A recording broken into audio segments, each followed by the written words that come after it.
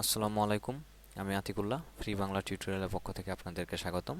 আমরা ইলাস্ট্রেটরের গত টিউটোরিয়ালটিতে ইলাস্ট্রেটরের টোটাল আউটলুকিং সম্বন্ধে কিছুটা পরিচিত হয়েছিলাম এবং এখানে আহ, যে ইলাস্ট্রেটরের যে টুলগুলো রয়েছে সেই টুলগুলোর নাম, কোনটির নাম এবং এটির শর্টকাট কি, এগুলোর একটি লিস্ট এখানে রয়েছে পিডিএফ আকারে। এবং আমি আমার টিউটোরিয়ালটির একদম শেষ পর্বে ইনশাল্লাহ আপনাদেরকে এই পিডিএফ ফাইলটি দিয়ে দিব। তো এখানে আমরা যদি এই টুলসগুলোর উপরে মাউস নেই তাহলেও আমরা সেই টুলসগুলোর নাম এবং সেগুলোর শর্টকাট কি জানতে পারবো। সো আমার এই পিডিএফ ফাইলটির খুব বেশি দরকার আছে বলে আমার মনে হয় না, তারপরও আপনাদের বোঝার সুবিধার্থে নতুনদের জন্য এটি অনেক কাজে লাগবে বলে আমি মনে করি। তো যাই হোক, আজকে আমি যেটি শুরু করতে যাচ্ছি, আমরা একটি নতুন নিউ ফাইল নিউ এর মধ্যে গিয়ে আমরা নিউ ফাইল নিব এবং এটির শর্টকাট কি হচ্ছে কন্ট্রোল এন, এভাবেও আমরা নিতে পারি। তো প্রথমেই যেটি হচ্ছে যে সেখানে আমাকে একটি নাম দিতে হবে। তো সেই হিসেবে এখানে আমি নাম দিলাম টেস্ট। এরপর এখানে হচ্ছে প্রোফাইল কাস্টম, যে এটি আপনি কি কাজে ব্যবহার করবেন। প্রিন্ট করার জন্য ব্যবহার করবেন, ওয়েবের জন্য ব্যবহার করবেন, ডিভাইসের জন্য, ভিডিও আর ফিল্ম, বেসিক আরজিবি অথবা ফ্ল্যাশ বিল্ডার। তো আপনি এখান থেকে সেই রকমভাবে আপনি এটি সিলেক্ট করতে পারেন আপনার যেটি দরকার।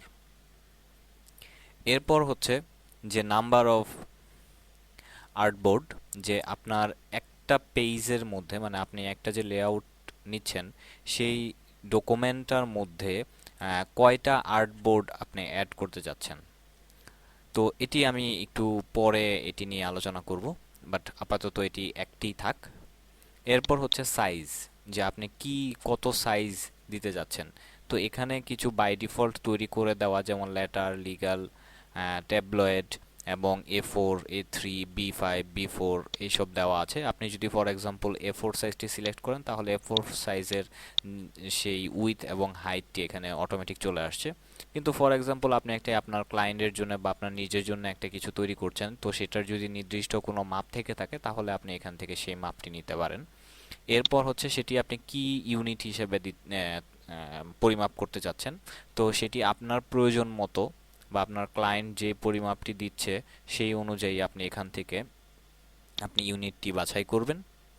এরপর হচ্ছে এখানে যে ব্লিডের কাজটি হচ্ছে যে আপনি যে ফর এক্সাম্পল এই মাপেই, মানে আমার এই পপ আপ মেনুটি যে আসছে এই মাপেই আপনি একটি ফর এক্সাম্পল একটি পেজ বা একটি ডকুমেন্ট আপনি নিলেন এবং এটির বাইরে দিয়ে আরেকটু জায়গা খালি রাখলেন যাতে আমি আমার কাজগুলো ঠিকঠাক মতনে করতে পারি এবং আমার একটা আউটলাইন থাকে সেটির জন্যে।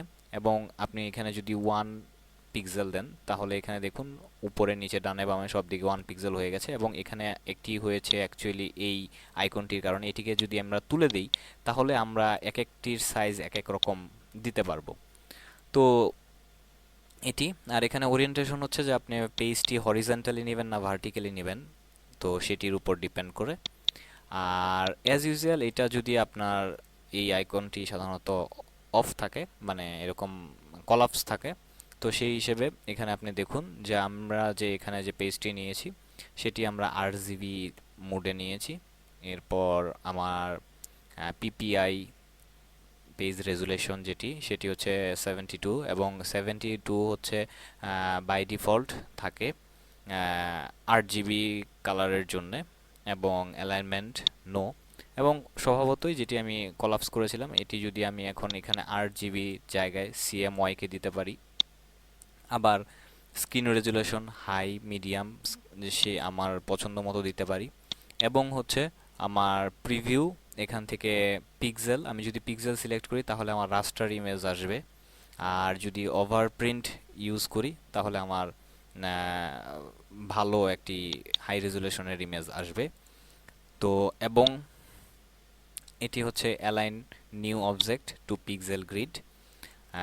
তো এরকমভাবে আমরা এটি সিলেক্ট করতে পারি এবং এটি যদি আমরা এরকমভাবে সিলেক্ট করি তাহলে এখানে দেখুন আমার আউটপুটটি কি আসছে, যে এখানে দেখুন আমার সাইডে একটি লাল রঙের একটি বর্ডার চলে এসছে, যে আমরা দেখতে পাচ্ছি যে এটি আমরা নিয়েছিলাম বর্ডারের মতো করে, ব্লিড যেটিকে বলা হচ্ছে, এবং এর মাঝখানে আমার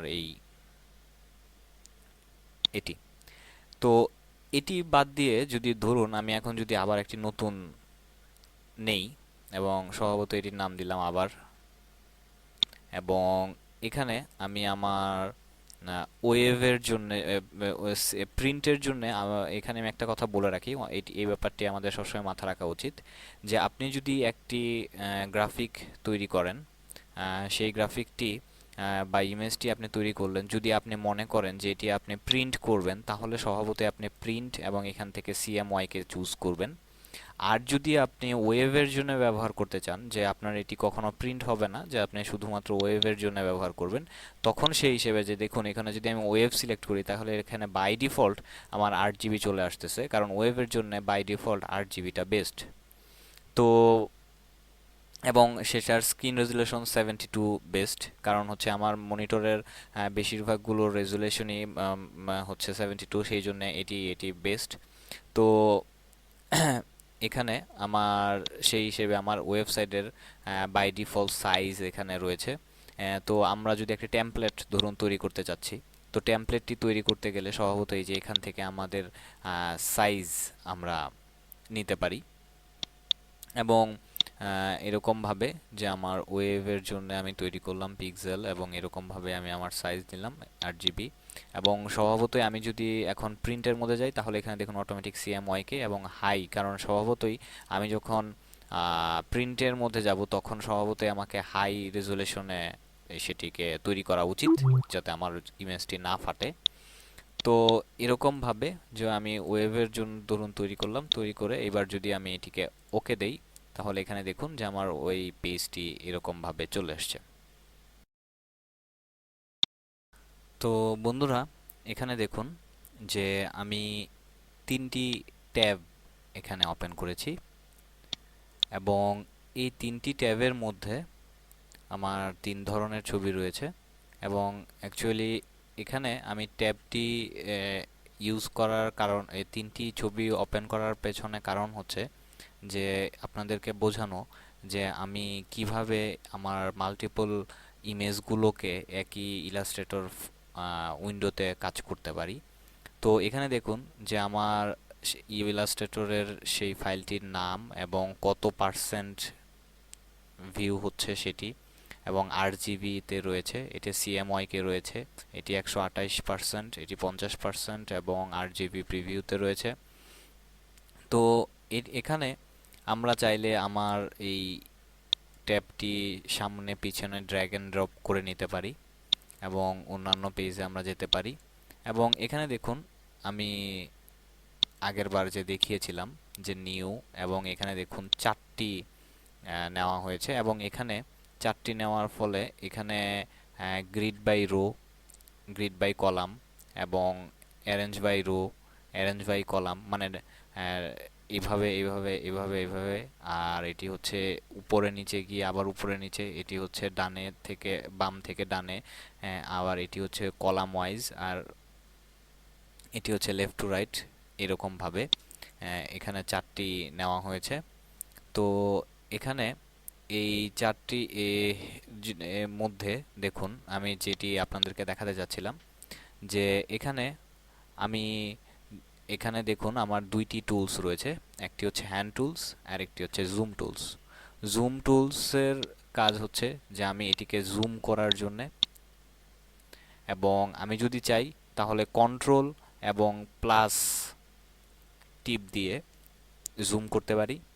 আবার আমি যদি অল্টার প্রেস করে, আমার দেখুন মাউসের কার্সরটি অলরেডি মাইনাসের মতো হয়ে গেছে, এবং আমি এখন যদি ক্লিক করি তাহলে এটি দেখুন জুম আউট হচ্ছে।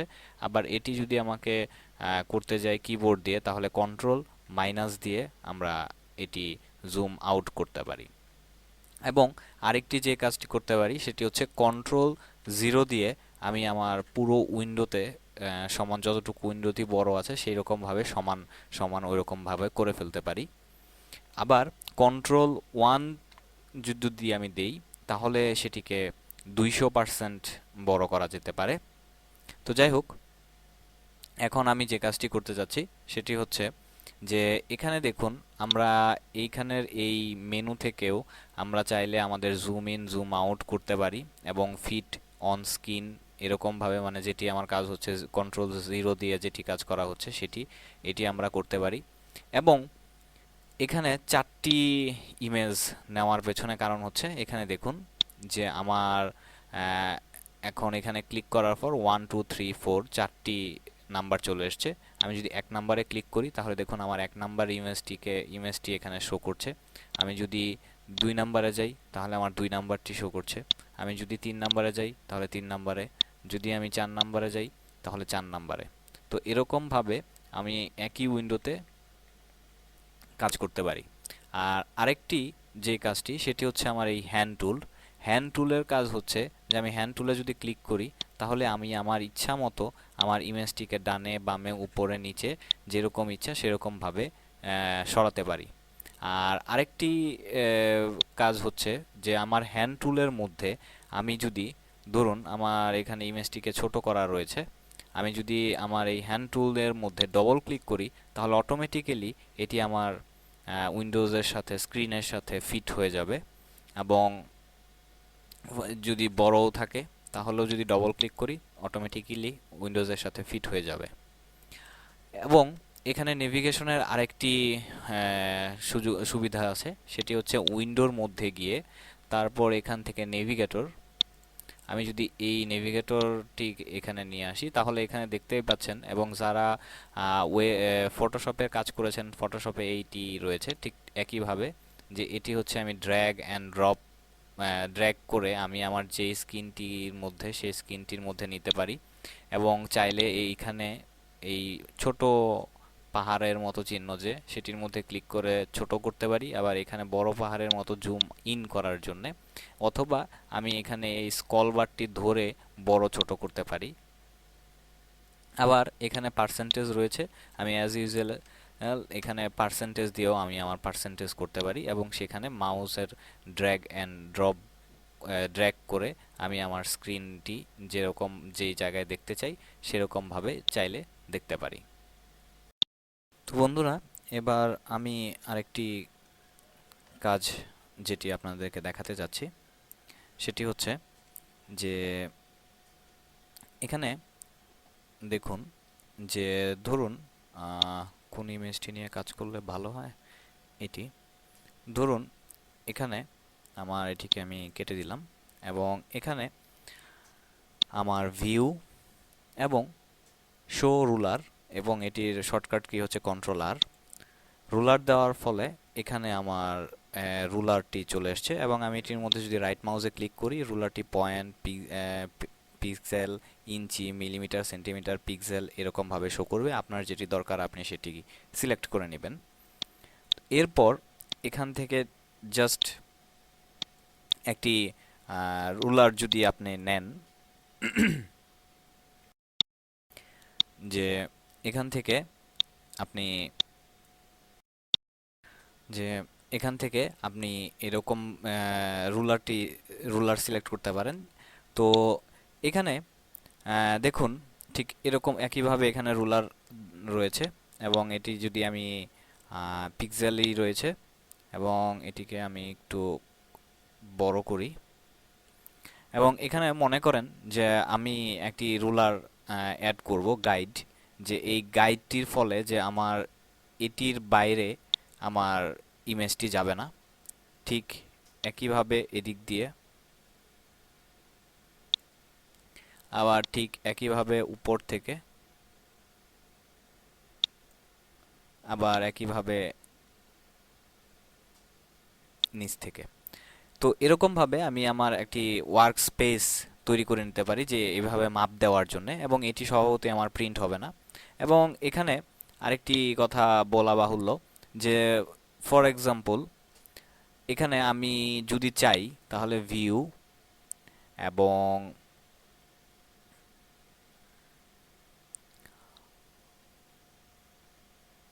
শো গ্রিড এই শো গ্রিডের মাধ্যমে আমি আরো গ্রিড তৈরি করে আমার আরো সূক্ষ্ম কাজ যেগুলো রয়েছে সেরকম ভাবে আমরা করতে পারি। এবং এখানে আরেকটি বলা বাহুল্য যে আমি প্রেফারেন্স এবং গাইড অ্যান্ড গ্রিড এটির মধ্যে গেলে আমরা এখান থেকে আমার কালার, মানে এই যে গাইডগুলো নিয়েছিলাম সেই গাইডের কালার চেঞ্জ করতে পারবো। এবং ইভেন আমার যে গ্রিড, এই গ্রিডের কালারও আমরা চাইলে এখান থেকে চেঞ্জ করতে পারবো। তো এখন আমরা যদি সেই গ্রিড তুলে দেই তাহলে সেটা তুলে দিতে পারি। এবং আমার যদি সেই গাইডও তুলে দেই, জাস্ট ড্র্যাগ অ্যান্ড ড্রপ করে যদি মানে বাইরে নিয়ে ছেড়ে দেই, দ্যাটস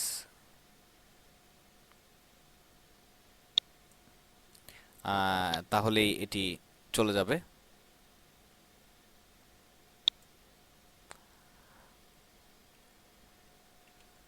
এবং বাইরে নিয়ে ছেড়ে দিলে এটি চলে গেল।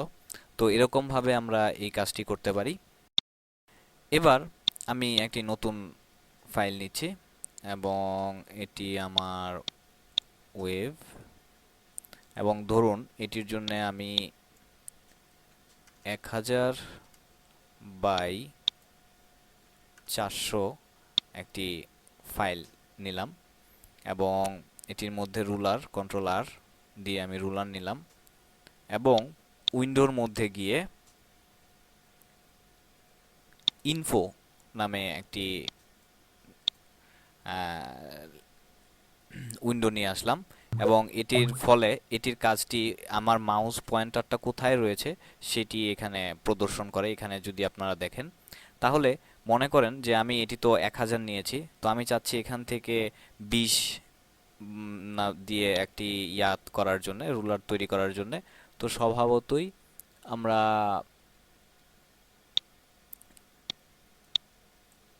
এখান থেকে আমার সেই রুলারটি, আপনারা এখানে এই রুলার এই ইনফো গাইডের মধ্যে এখানে খেয়াল করুন যে এখান থেকে আমার যদি ফর এক্সাম্পল যে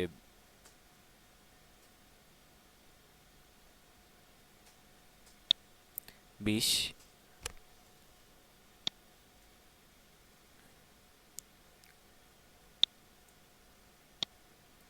এবং এখানে হবে রাখলাম, ঠিক একইভাবে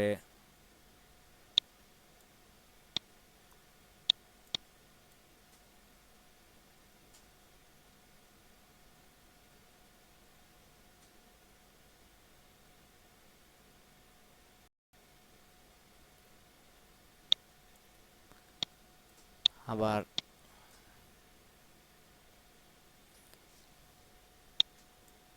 তো এরকম ভাবে আমরা এইখানে একটি লেআউট, একটি গাইড ইউজ করে আমরা আমাদের ওই গাইডের ভিতরে আমাদের যে যে কাজগুলো করা দরকার সেরকম ভাবে কাজ করতে পারি।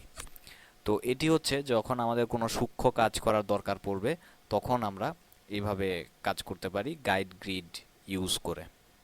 তো বন্ধুরা, আজকে এই পর্যন্তই। পরবর্তী টিউটোরিয়ালে আবার দেখা হবে। ধন্যবাদ।